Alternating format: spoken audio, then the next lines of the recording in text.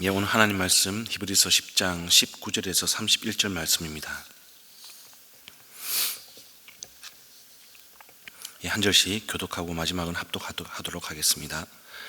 그러므로 형제자매 여러분, 우리는 예수의 피를 힘입어서 담대하게 지성소에 들어가게 되었습니다. 예수께서는 휘장을 뚫고 우리에게 새로운 산 길을 열어주셨습니다. 그런데 그 휘장은 곧 그의 육체입니다. 그리고 우리에게는 하나님의 집을 다스리시는 위대한 제사장이 계십니다. 그러니 우리는 확고한 믿음을 가지고 참된 마음으로 하나님께 나아갑시다. 우리는 마음에다 예수의 피를 뿌려서 죄책감에서 벗어나고 맑은 물로 몸을 깨끗이 씻었습니다.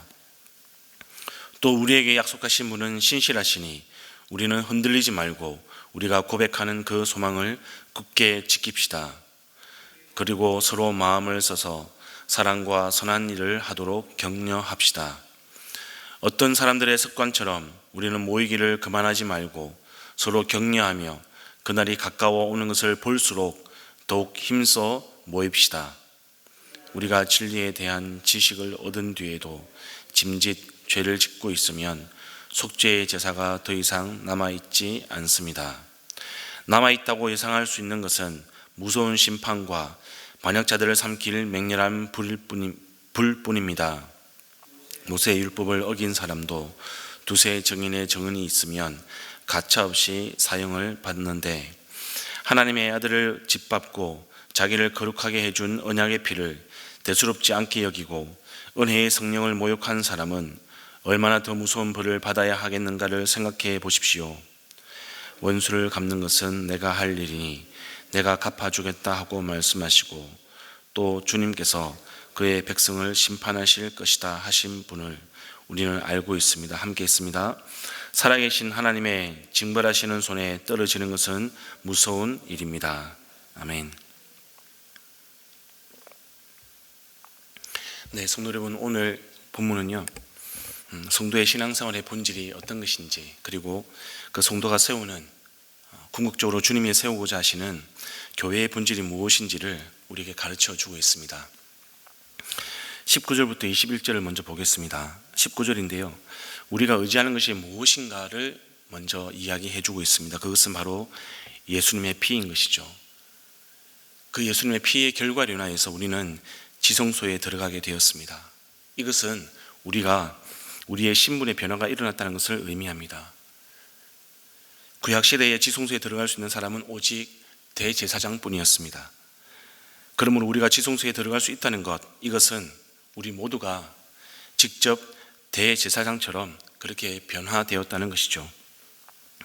베드로전서 2장 9절 말씀입니다. 그러나 너희는 택하신 족속이요 왕같은 제사장들이요 거룩한 나라요 그의 소유가 된 백성이니 이는 너희를 어두운 데서 불러내어 그의 기이한 빛에 들어가게 하신 이의 아름다운 덕을 선포하게 하려 하심이라. 네, 여러분, 우리가 이 구절을 이해할 때 조심해야 할 것이 있습니다. 우리가 대제사장처럼 변화되었다고 해서 우리가 구약시대에 나타나는 그런 율법적인 대제사장은 아니라는 겁니다. 그런 율법적인 대제사장, 이제 그런 신분, 그런 역할은 필요가 없는 것이죠. 대제사장은 예수님으로 인해서 새롭게 규정이 되는 직분입니다. 바로 예수님의 피를 힘입은 대제사장, 예수님을 닮은 대제사장, 그리고 예수님처럼 예수님 말씀대로 살아가는 대제사장을 이야기합니다. 이것을 20절과 21절은 이렇게 설명합니다.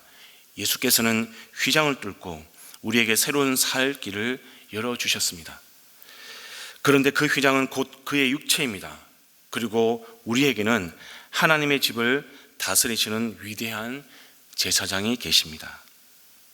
구약에서 휘장은 거룩한 하나님과 또 죄인인 인간 사이에 뚜렷한 간격이 있음을 보여주고 있는 것입니다. 그런데 예수님이 그 십자가에서 직접 자기 육체를 찢어서 우리를 지성소에 들어가게 하신 것입니다.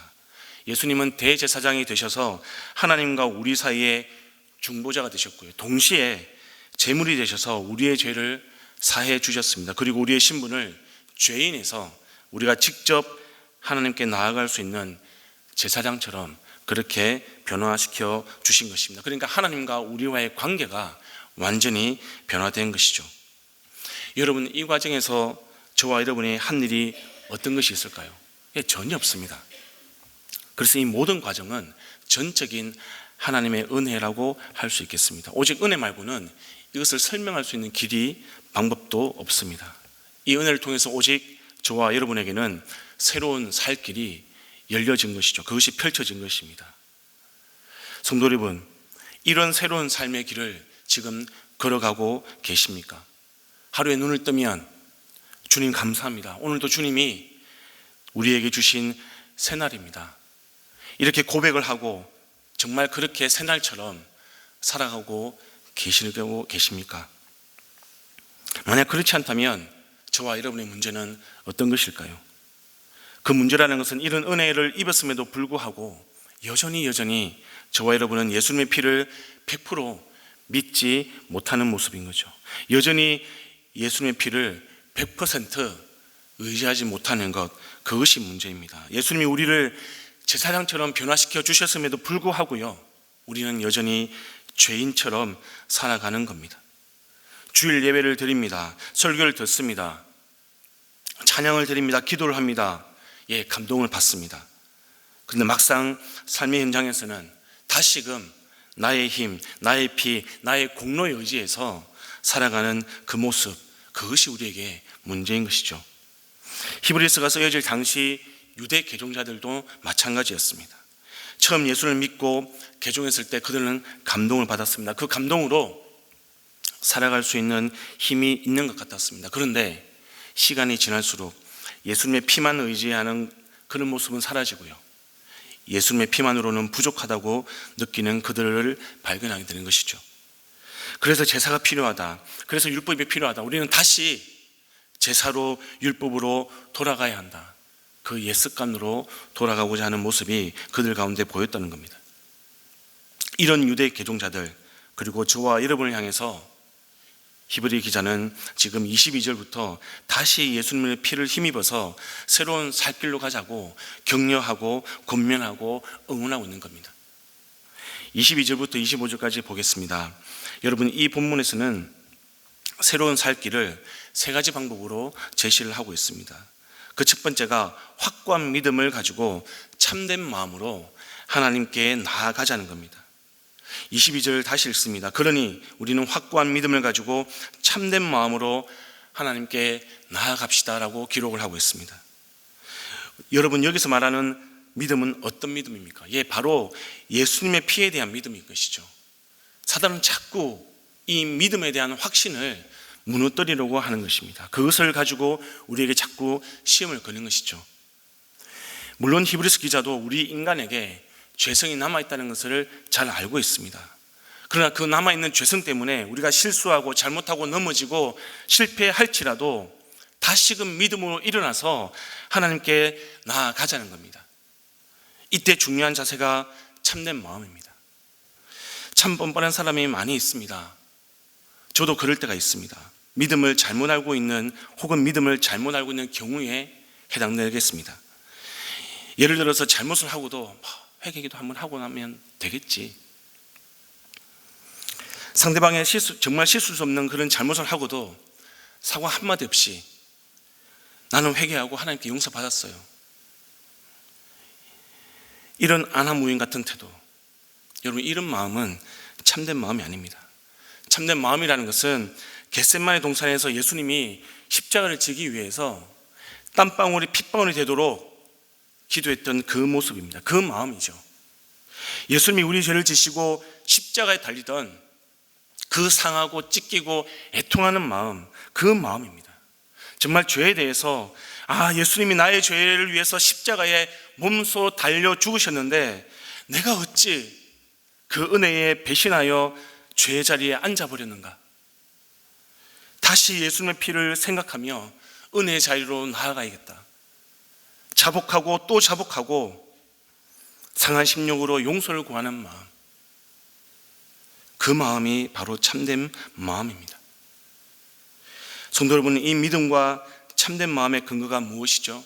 바로 예수님이 우리 마음에 피를 뿌리시고 맑은 물로 몸을 깨끗이 씻어주셨기 때문이라고 지금 히브리서 기자는 이야기해주고 있습니다. 맑은 물로 몸을 깨끗이 씻었다. 이것은 세례를 나타내고 있습니다. 우리의 믿음이 흔들리지 않기를 소망합니다. 두 번째로 히브리서 기자가 새로운 살 길로 제시하는 것은 소망을 굳게 지키는 겁니다. 23절입니다. 또 우리에게 약속하신 분은 신실하시니 우리는 흔들리지 말고 우리가 고백하는 그 소망을 굳게 지킵시다. 히브리서 기자는 지금 믿음이 흔들리는 유대 개종자들을 보고 있습니다. 그들을 향해서 흔들리지 말고 고백하는 그 소망을 굳게 지키자, 이렇게 권면하고 있는 것입니다. 당시에 유대 개종자들이 흔들리던 가장 큰 이유는 박해 때문이었습니다. 그들이 당하는 고난 때문이었죠. 이 사람들은 로마에 살고 있는 유대 그리스도인들이었습니다. 당시 이들은 이중적으로 박해를 받고 있었는데, 하나는 동족으로부터, 유대교 사회로부터 박해를 받고 있었습니다. 또 하나는 로마 제국으로부터 박해를 받고 있었습니다. 그 박해가 어떤 것이냐, 내일 본문에 나오겠지만 그들은 신앙 때문에 육체적 고통을 당하기도 하고요, 집과 재산을 빼앗기기도 했습니다. 그리고 옥에 갇히기도 했고 대중으로부터 조롱거리가 되었습니다. 박해를 당하는 그들을 향해서 지금 히브리서 기자는, 형제자매 여러분, 우리는 박해에 맞서 싸워야 합니다. 박해를 물리쳐야 합니다. 박해자들을 향해서 우리는 맞서 싸우고 그들을 죽여야 합니다. 이렇게 말하지 않습니다. 대신에 형제자매 여러분, 우리에게 약속하신 분은 신실하신 분입니다. 그러니 흔들리지 말고 우리의 소망을 굳게 지킵시다. 세상 논리로 보면 참 바보 같습니다. 바보도 이런 바보가 없는 것이죠. 박해를 받으면 따지기도 하고요, 소송도 하고 들이받고 맞서 싸워야 하는 게 맞는 것 같은데 그렇게 이야기하지 않습니다. 이것이 저와 여러분의 고민하는 지점이기도 합니다. 물론 우리는 당시 유대인들이 당하던 그런 수준의 고난과 박해를 받는 시대는 아닙니다. 나름의 고난과 박해가 존재합니다. 부부 사이에, 자녀와 부모, 가족, 직장 동료들, 친구들, 그리고 우리가 속한 커뮤니티 속에서 신앙이라는 것을 두고 갈등하고 불편스럽고 어려움을 경험하기도 하죠. 나는 예수를 믿는 그리스도인이다라고 이야기하면 우리는 적대감을, 그리고 따가운 시선을, 냉대와 비난과 조소를 경험합니다. 그럴 때 여러분, 우리는 히브리서 기자의 권면을 기억해야 하는 것이죠. 우리가 똑같이 그들을 적대적으로 대하고, 똑같이 미워하고, 똑같이 비난하고, 똑같이 깔아뭉개기보다 우리에게 구원과 영생과 임마누엘과 다시 오시겠다 약속하신 분, 예수님을 의지하는 것, 그것이 중요한 것입니다. 우리가 고백하는 소망, 죽음을 이기고 부활의 능력으로 영원한 하나님의 나라를 바라보는 그 소망, 그것을 굳게 지키는 저와 여러분 되기를 우리 주님의 이름으로 축복드립니다. 마지막으로 히브리서 기자가 세 번째로 새로운 살 길을 제시하는 것은 서로 사랑과 착한 일을 하도록 격려하고 더욱 힘써 모이자는 겁니다. 24절과 25절입니다. 그리고 서로 마음을 써서 사랑과 선한 일을 하도록 격려합시다. 어떤 사람들의 습관처럼 우리는 모이기를 그만하지 말고 서로 격려하여 그날이 가까워 오는 것을 볼수록 더욱 힘써 모입시다. 여러분, 여기에 나오는 사랑과 선한 일이 무엇이겠습니까? 그냥 착하게 살고 정직하게 살고 구제하면 그것이 선하고 사랑하는 일일까요? 단순하게 그 일을 나타내는 것이 아님을 우리가 잊지 말아야 합니다. 신앙 때문에 목숨이 왔다 갔다 하는 그는 고난과 박해를 당했던 히브리서 이 시대와 그런 기록 목적을 우리가 간과하면 그렇게 오해하기 쉽습니다. 근데 여러분, 그것은 종교가 없는 사람들, 예수님을 굳이 믿지 않아도 다른 종교에 있는 사람들도 그렇게 노력하며 애쓰고 수고하는 삶이 바로 우리가 생각하는 정직한 삶, 구제하는 삶, 일반적인 착한 삶을 이야기합니다. 근데 여러분, 히브리서 기자가 언급하는 것은 그런 것이 아니라 여기서 말하는 사랑과 선한 일은요, 하나님의 사랑과 하나님의 선한 일입니다. 하나님의 소원을 이야기합니다. 바로 영혼 구원과 주님의 몸된 교회를 세우는 일입니다.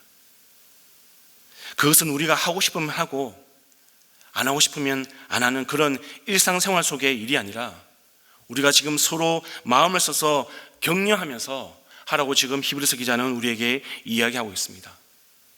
목장 안에 VIP가 있으면 있는 거구나, 있으면 기도하고요, 그냥 없으면 없는 거구나, 아무것도 하지 않는 것, 그것을 의미하는 것이 아닙니다. 영혼 구원을 위해서 주님의 몸된 교회를 세우기 위해서 우리가 한 영혼을 품고 기도하는 것은 너무나 중요한 일입니다. 선교라는 것도 내가 하고 싶으면 하고 안 하고 싶으면 안 하는 게 아니라 우리의 구원을 위해서 상하고 찢긴 마음으로 기도하고 결국 자기 자신을 십자가 내어주신 예수님처럼 우리도 마음을 써서 영혼을 품고 기도하고 그 말씀을 전하고 그곳 가운데 예수 그리스도의 제자의 삶으로 예수님을 증거하는 것이 너무나 중요합니다. 그것을 사랑과 선한 일로 해달라는 겁니다. 25절도 동일한 맥락입니다. 서로 격려하여 그날이 가까워오는 것을 볼수록 더욱 힘써 모입시다. 저자는 지금 서로 격려하고 힘써 모이자고 권면하고 있습니다. 그 이유가 무엇이죠? 바로 그날 때문입니다. 예수님이 다시 오시는 그날 때문입니다. 우리와 하나님이 영원히 함께 사는 그날, 그날을 바라보고 더욱 힘써 모이자고 권면하는 것이죠. 고난을 당하고 박해를 받는 그들이 바라보아야 하는 것이 바로 그날입니다. 여러분, 우리라고 다르겠습니까? 아닙니다. 마찬가지입니다. 우리의 예배도, 목장 모임도, 우리의 신앙생활도 마찬가지죠. 우리의 모임은 교회를 조직으로 보고요, 그것을 더 효과적으로 관리하기 위해서 있는 모임이 아닙니다. 마음 맞는 사람끼리 모여서 수다를 떨고 스트레스를 풀고 그렇게 해소하는 모임이 아니라는 겁니다. 어떻게 하면 우리가 이 세상을 더 즐겁고 더 행복하게 살아갈 수 있는 것인가, 그것을 고민하고 애쓰는 모임이 아니라는 겁니다. 여러분, 독서 모임처럼 스포츠 동아리처럼 그렇게 취미 활동과 그렇게 동호회를 하는 그런 모임은 더더욱 아닙니다. 오해하지 마십시오. 그런 기쁨과 그런 즐거움이 필요 없다는 것이 아닙니다. 스트레스를 풀고 즐겁고 재미있는 모임을 가지는 건 필요하죠. 필요한데 그것이 우리 교회의 목적은 아니라는 겁니다. 성경이 가르쳐 주시는, 주님이 우리에게 가르쳐 주시는 모임의 제일 된 목적은요, 고난과 박해를 당하면서도 우리에게 약속하신 신실하신 예수를 믿고 그분이 주시는 소망을 우리가 붙들고 그날이 가까운 것을 보면서 우리가 영혼을 구원하고 주님의 몸된 교회를 건강하게 세워가는 것, 그것이 우리 모임의, 우리 교회의 궁극적인 목적입니다. 우리가 모이는 모든 모임의 궁극적인 방향이 그 방향으로 가야 되는 것이죠. 성도 여러분, 저와 여러분이 하나님이 원하시는 이 새 길, 새로운 살 길을 믿음으로 가기를 우리 주님의 이름으로 축원드립니다. 마지막으로 우리 26절과 31절 말씀인데요, 우리가 이것을 잊어버리는 순간, 우리 성도의 삶의 본질과 교회의 본질을 잊어버리는 순간 저와 여러분은, 우리 교회는 타락하기 시작하는 겁니다. 26절부터 31절까지 히브리서 기자는 이 부분을 엄히 경계하고 경고하고 있습니다. 아직도 예수님의 피 대신에 제사를 통해서 자기 죄를 용서받을 수 있다고 주장하는 그런 유대 개종자들, 그런 개종자들에게 하나님의 심판과 징벌에 대해서 지금 히브리서 기자는 불편하지만 하고 있는 것입니다.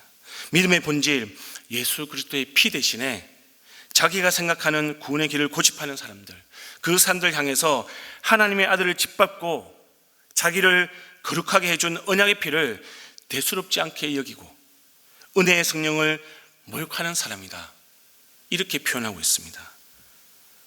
또한 원수라고 이야기하고 있는 것이죠. 주님께서 심판하시고 징벌하실 거라고 엄히 경고하고 있습니다. 성도 여러분, 교회가요, 영혼 구원과 교회를 세우는 본질을 잃어버리면 모래 위에 짓는 집과 똑같습니다. 교회를 세운다고 할 때 유독 믿는 사람들의 교제, 코이노니아를 강조하는 분들이 꽤 많이 있습니다. 그 명분으로 스포츠도 하고요, 등산도 가고 교제도 하고 노래도 배우고 악기도 배우는 그런 일들을 우리가 할 때가 있습니다. 그러나 여러분, 우리가 잊지 말아야 합니다. 그것이 교회의 본질은 아니라는 것입니다. 우리가 놓쳐서는 안 됩니다. 여러분, 코이노니아라고 할 때 성경은 우리가 흔히 행하는 재미있는 놀이나 교제나 스포츠를 이야기하는 것이 아닙니다.